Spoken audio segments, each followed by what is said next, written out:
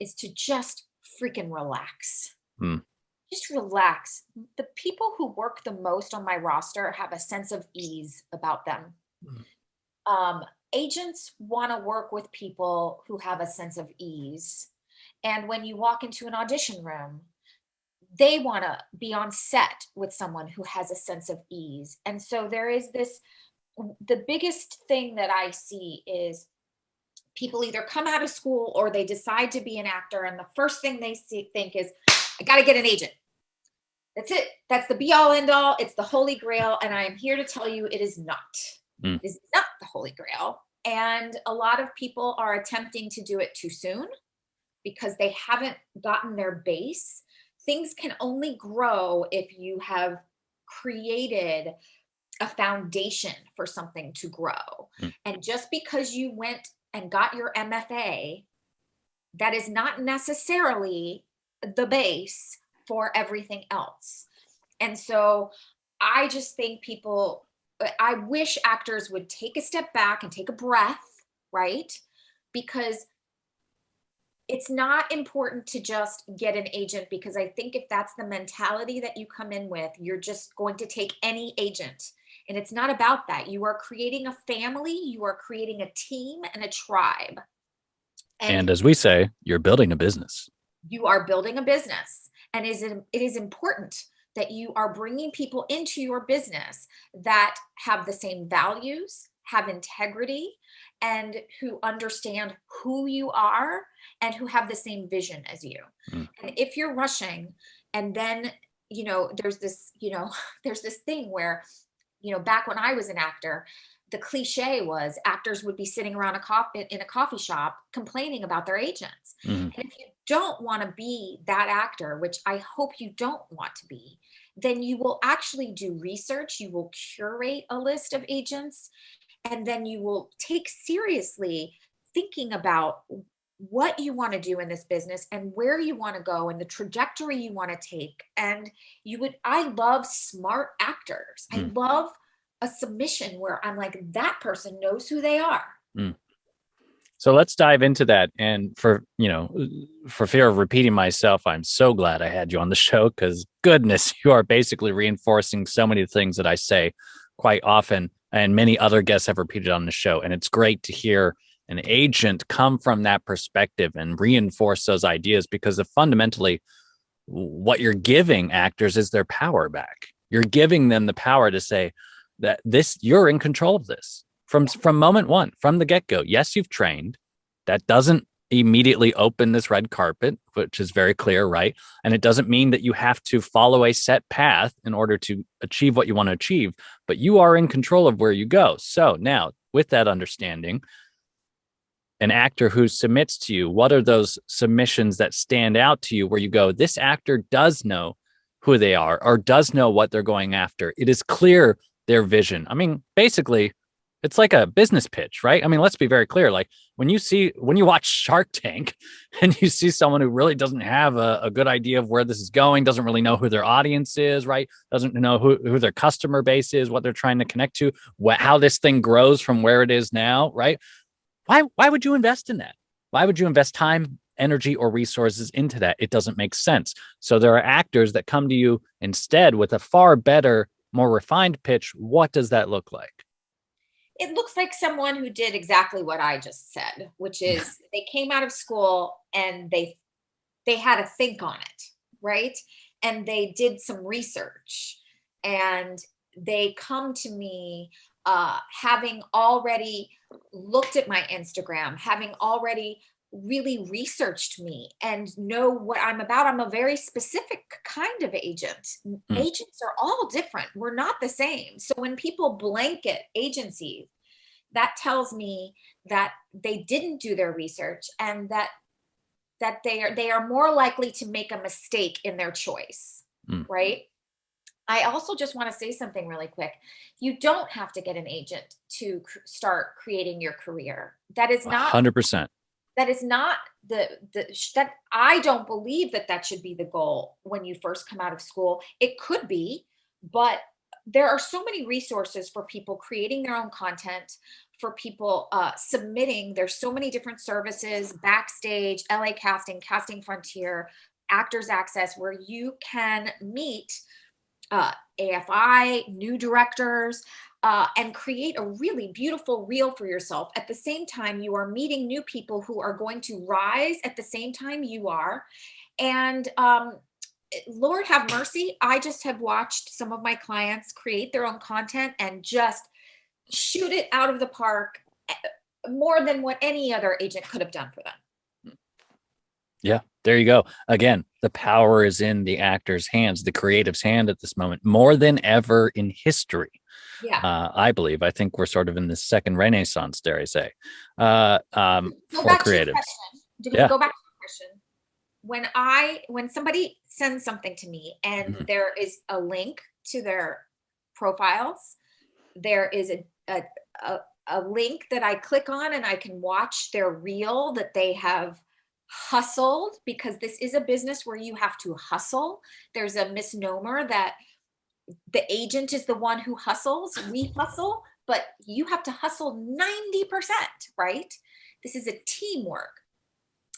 When I see that someone has submitted themselves and booked themselves on work, and I see that they don't write a lot in their email. It's short and sweet. They're not regurgitating their resume in an email because I can see their resume. And they say something personal to me about why they're submitting specifically to me. That always makes me go, oh, wow, smart actor, right? I love getting a submission, and the first thing I think is smart actor, right? And they have taken the time to research what good headshots look like, which is very easy to do today with IMDb Pro and Google and, Instagram and, all those things make me go, oh, and they make me perk up. Yeah, absolutely. And it makes so much sense, right? Again, these are savvy business practices that when you're looking for a sales representative, which an agent serves that role in a really strong way for your business, it's worth showing them that there is something to sell, that you have something that when you go have an opportunity to connect with casting or whoever else that you connect with on your end, whether it's producers, directors, or anybody else on that side of the table, you have the firepower. As another agent, Jason Lockhart, who has come on the show, has said, we've given you weapons, clear, distinct, specific materials that allow you to do your job even better, to ensure that everybody on the other side of the table that you're talking to knows exactly who this client is and what they represent and what they bring to the table. Yeah.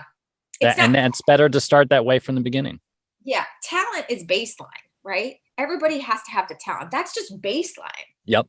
And then there's all this other stuff. I mean, there are so many wildly talented artists around that don't flourish because they don't have this other savvy business mind of, let me think about this. Let me just think about it for a second, Yep. And that is what we are trying to solve. So in this moment, with that perspective, you talk about doing research when it comes to finding an agent to reach out to. I've said this on the show before too. There used to be this sort of, side story. Also, I think maybe MFA, BFA programs doing agency showcases kind of leads to this thing that we're talking about, this problem that we're trying to solve, which is now all these actors think that the agent is the thing they need as soon as they get out of school. And it's like, wait a second, none of these showcase scenarios have taught you how to think about your business, right? That's not what it's been about.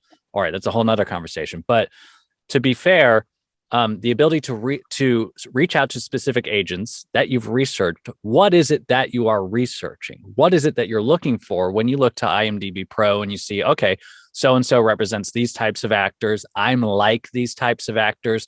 Does that then put them on a short list of somebody to reach out to? What are some maybe key checklists that you think you see that actors, when they approach you, it's clear that they're approaching you for specific reasons? And what is that research that they can do? First, I just want to say everything I say, there's always a caveat. There's always nothing that I say is hard and Of fast. course, that's Always yeah, going to be absolutely understood. and just like you said, those showcases out of MFA programs in New York, especially when somebody gets picked up right out of MFA, that can be a beautiful thing. And maybe that person doesn't have to think about the business side of it like others. Everybody's journey is different, right? So we are talking about someone who doesn't immediately get plucked up after an MFA program, okay? When you are researching agents, one of the things I think is actually a mistake. Oh, they have people like me. I'm Mhm. going to write to them. Actually, that will make me delete an email very quickly Because they because already have people like you. I am very loyal to my clients. I have a small, so one of the things you have to think about is, do you want to be at a big house? Do you want to be at a small house? Like these are all things, right? Um, are you a character actor? Does this person understand character actors? Are you a model? Maybe you want to go to Danny Hoff. Danny Hoff represents a lot of models. You know, every agency has an aesthetic. Mm, Every age, like I come from the theater, so mm. I love theater people, right? That's how I built my business. Other people don't. Other people, lemon lime likes really cool people, right? So if you're a cool person, you go there. But for me, if you research my agency, you'll say, oh, she has a very small roster. Oh, and she has Cindy Melendez, and so I'm just like Cindy Melendez. She might not be the fit for me, right? But if I get a submission and someone says you have nobody like me, and let me just clarify this because I think that some actors take offense to this a lot. When I say I have someone like you, I don't mean I have someone exactly like you. We are all different. Let's just get that out of the way. I am saying that when I see a role come up, I don't want to have 5, 6, 7, 8 people that I submit for that role. I want to have one or two or three that are completely different, but all right for that role, right? Mhm. So I get a lot of actors who say, but I'm different. How, or people come on Clubhouse and say, how can they say that they have someone like me? No one is like me. I'm like, okay, let's just be real, right? Let's just get real about what my job is. Thank you so much for watching. For more great interviews, insight, and more, click the next video and be sure to subscribe.